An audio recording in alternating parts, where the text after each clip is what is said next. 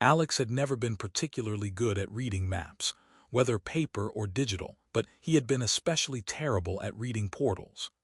The bright, pulsing doorway shimmering in the alley between a noodle bar and a noodle bar, advertising hologram seemed, at least to him, like a very optimistic cafe entrance.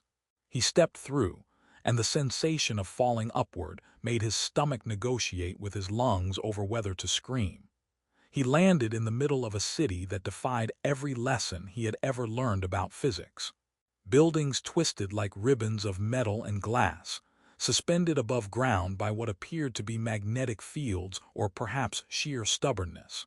He stumbled on a sidewalk that undulated beneath his feet, apologizing to it as if it were a pet he had just tripped over. Hovercars wove between the structures, leaving trails of iridescent light in their wake, some sporting passengers who looked distinctly like humans except for the occasional extra limb, glimmering eyes, or a color-shifting aura. One particularly officious-looking creature with 3 heads, and an expression on each face that suggested both impatience and profound judgment waved at Alex in what he assumed was a polite greeting. Alex waved back and promptly walked face first into a small floating orb which whirred indignantly and apologized in a tinny voice. "Accidental collision acknowledged. Casualties. Ego only," it said. Alex blinked and laughed at the idea of his ego being counted as a casualty, then muttered something about Earth being disappointingly unprepared for polite, floating death machines. As he wandered, trying to figure out which way led to civilization, or at least a place serving something resembling coffee, he heard the unmistakable hum of celebration. The air shifted, vibrating like the note of a tuning fork on a quiet night.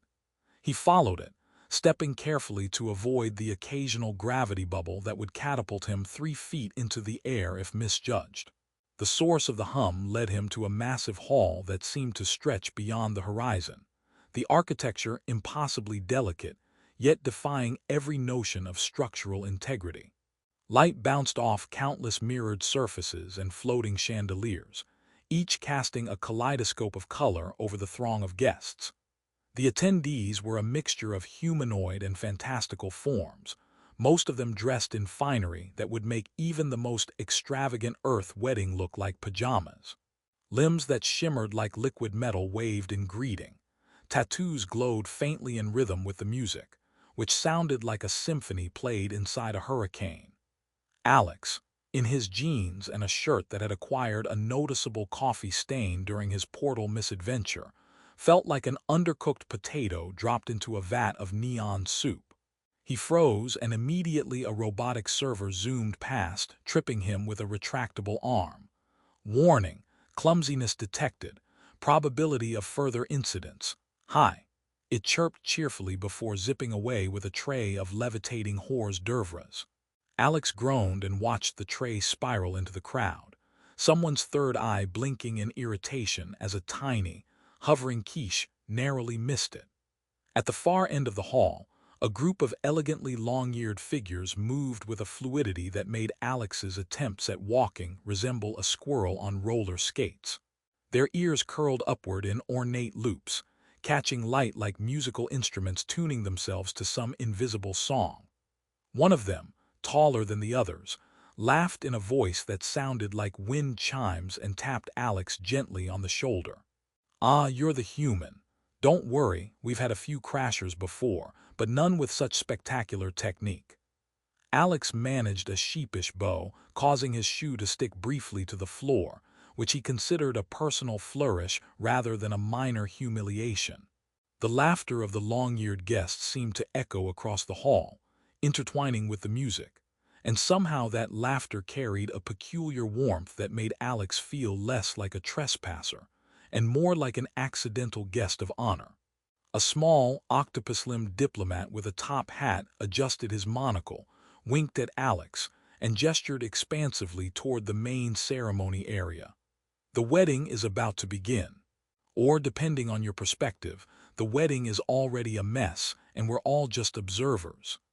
Alex nodded, though he had no idea which perspective was considered proper. He edged forward, dodging a series of floating desserts that seemed to have minds of their own, and found himself standing at the edge of a swirling dance floor, where gravity appeared to be optional and dancers pirouetted through the air, as if auditioning for some intergalactic ballet. He tripped over a dancing holographic jellyfish and landed with a muffled oof into the arms of someone impossibly graceful. He looked up and realized the figure holding him upright was a woman, pale, almost glowing, with ears that curled high above her head and a mischievous glint in eyes colored like violet twilight. She smiled, revealing just a hint of fangs, and he immediately felt both terrified and absurdly charmed. "Welcome to the chaos," she said, her voice lilting and teasing. "I'm Lyra, and you, clumsy human, are about to become a legend here." She released him with a flourish, and Alex stumbled backward, narrowly avoiding an orbiting cake tear that seemed intent on taking revenge. Lyra floated ahead, beckoning him toward the center of the dance floor. "Don't worry, the floor won't eat you. Usually. Just follow me and try not to embarrass yourself too badly." Alex laughed nervously, thinking that perhaps he had misjudged the portal entirely, but some part of him suspected he had never truly been in the right place before. As the music shifted into a rhythm that felt both alien and strangely familiar, Alex found himself flailing through zero-gravity spins, attempting to mirror Lyra's effortless grace. Every misstep drew laughter from the crowd, though never cruelly, more like a chorus of amused friends watching a puppy attempt ballet. He collided with floating platters, bounced off holographic projections of planets, and at one point accidentally launched a small robotic musician into a gentle orbit around the hall. Lyra laughed beside him, the motion of her long ears perfectly synchronized with the music, and Alex realized that despite the ridiculousness of his situation, he was exactly where he was meant to be. Amid the hilarity, there was an undercurrent, subtle but undeniable. Lyra's eyes would flicker toward him with something unreadable, her fangs flashing just long enough to remind him that she was not entirely harmless.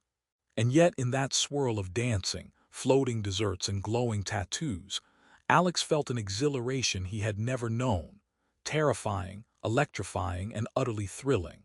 He laughed, spun, nearly collided with a hovering tray of alien caviar, and caught Lyra's hand as she twirled, thinking, not for the first time, that he had no idea what universe he had wandered into. But he might never want to leave. The wedding raged on around them, a beautiful, chaotic spectacle that seemed to defy all laws of physics, and Alex realized that this was only the beginning. He was a human in an alien celebration, out of his depth in every conceivable way, yet buoyed by the music, the laughter, and the magnetic pull of a violet-eyed woman who could be both a danger and a delight. The portal behind him had been a mistake, but perhaps some mistakes were worth every upside-down, airborne, dessert-filled second. Alex had survived the initial chaos of the alien wedding, though survived, here meant he had managed to remain mostly in one piece and not become part of the floating hors d'oeuvres display.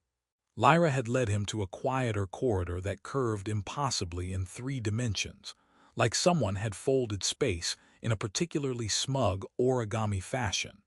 Alex tripped over his own feet on the first step, and Lyra's long ears twitched in amusement. "Honestly," she said, reaching down to steady him, "humans are far too predictable in their clumsiness." He laughed nervously, brushing off his jacket, which now sported what he was fairly certain was a smudge of alien berry sauce, or possibly alien blood fruit. "I like to think of it as adding color," he said, and Lyra chuckled, a sound that seemed to tangle with the strange music still faintly humming through the walls. She moved like she didn't just walk, she glided, every step calculated yet effortlessly graceful, her long ears swaying like banners in a breeze only she could feel. Alex realized that if he were going to make it through this night, he needed to either acquire wings or become far more coordinated. Neither seemed likely. They entered a chamber that floated above the main hall, connected by what Alex assumed was an invisible bridge of some kind, since there was nothing he could see holding it up.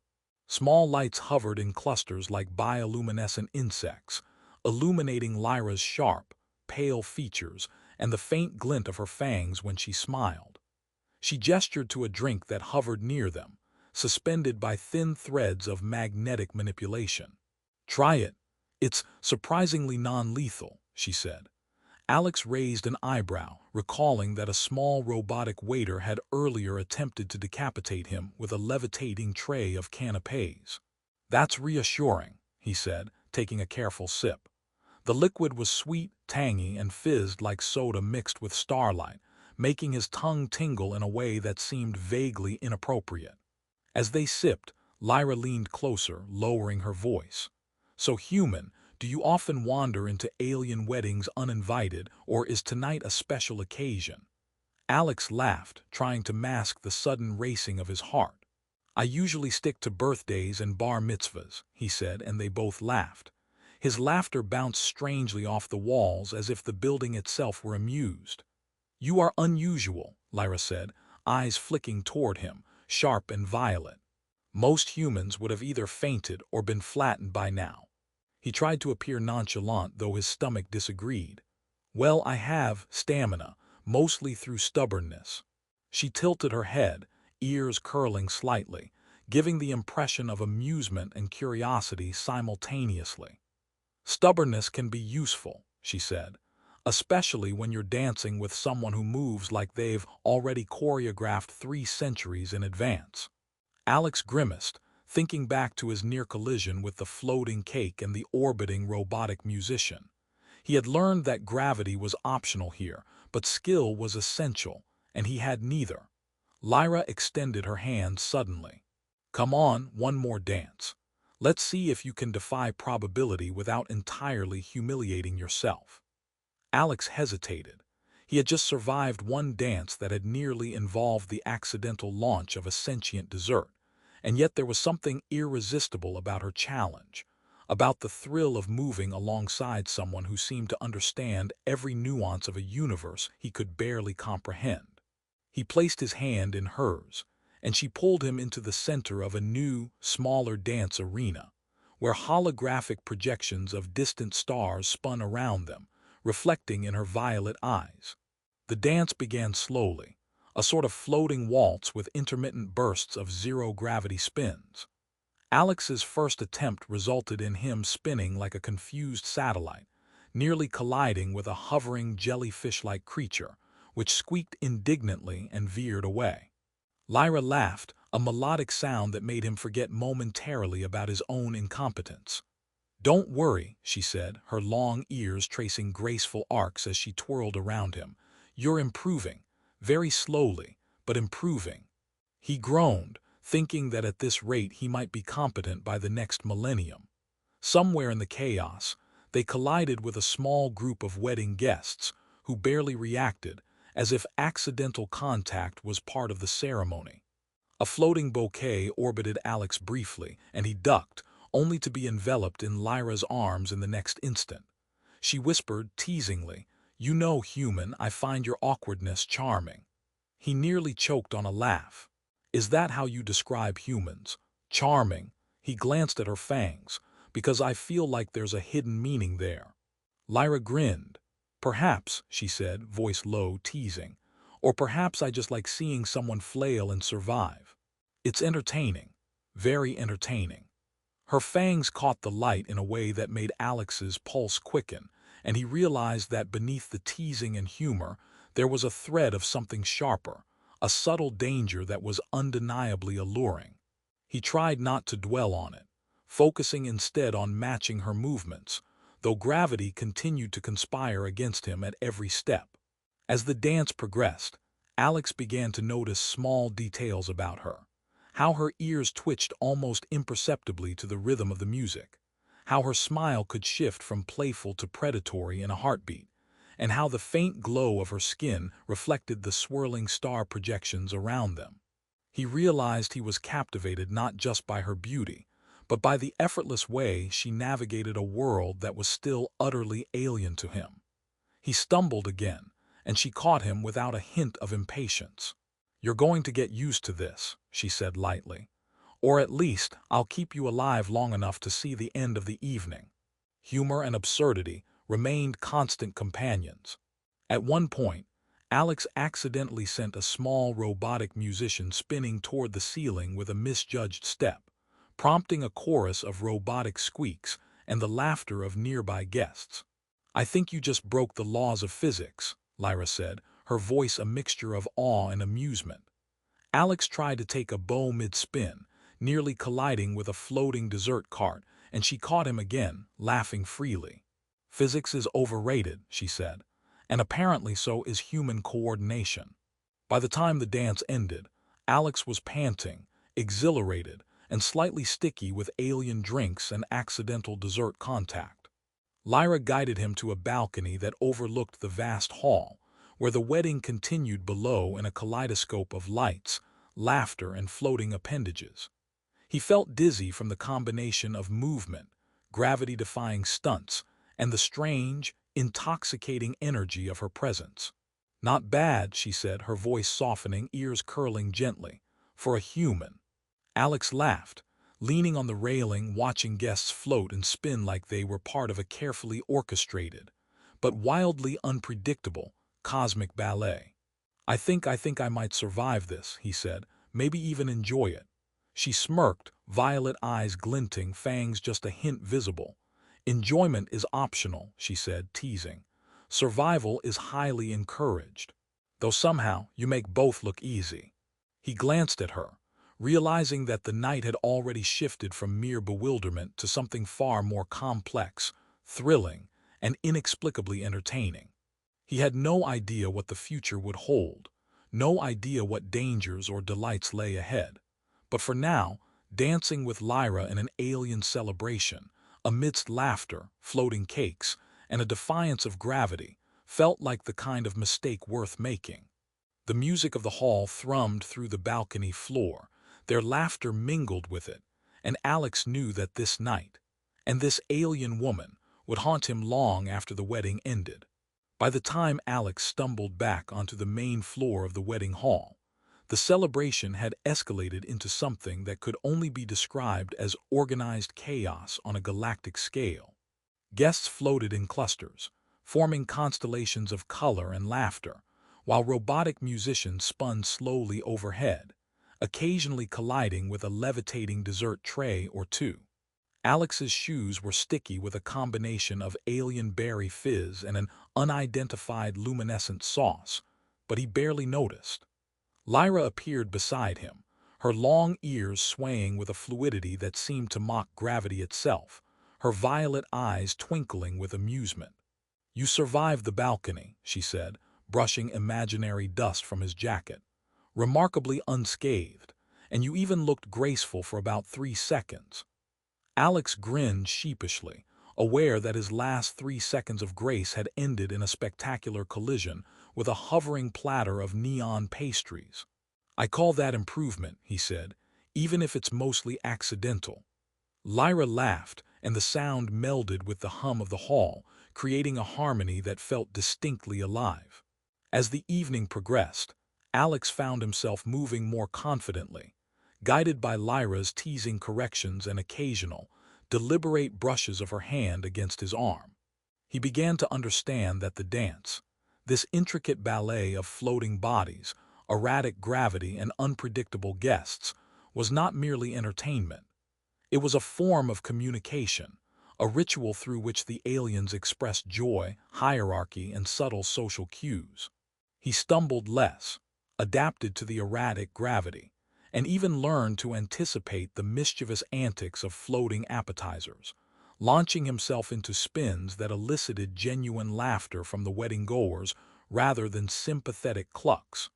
Lyra pulled him toward a group of three-eyed diplomats, who were engaged in a conversation that involved multiple tongues, subtle hand gestures, and occasional levitation. She whispered teasingly, "Try not to ruin intergalactic diplomacy. Humans have a bad track record." Alex raised his hands in mock surrender, nearly tipping a hovering champagne orb in the process. "I promise, maybe." The diplomats blinked, and Alex realized that in the scale of alien etiquette, this was likely a minor offense. Then, as the wedding reached its zenith, a sudden spectacle unfolded. Holographic projections of distant galaxies appeared above the hall, spinning in intricate patterns, and fireworks composed of solidified light erupted from the ceiling, cascading over the crowd in waves of color.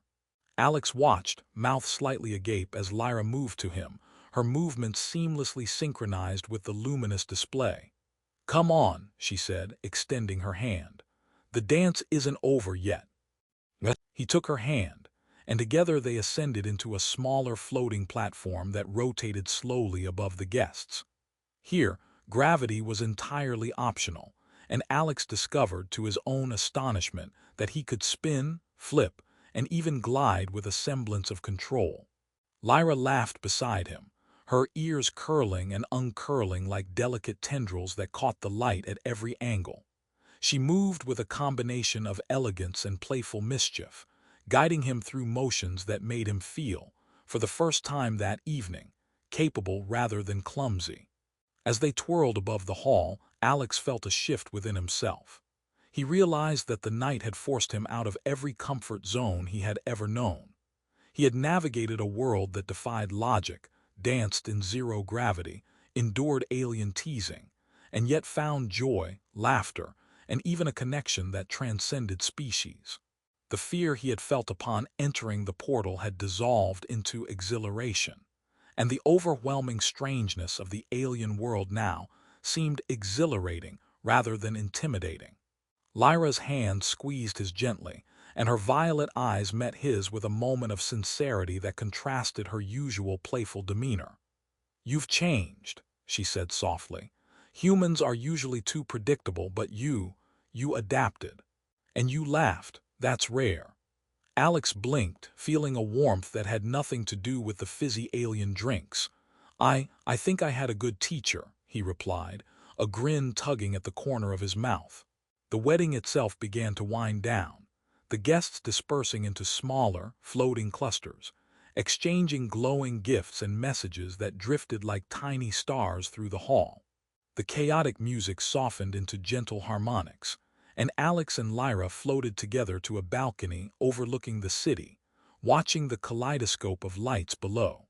He felt a quiet contentment he hadn't anticipated, a sense that, despite the absurdity, danger, and sheer alien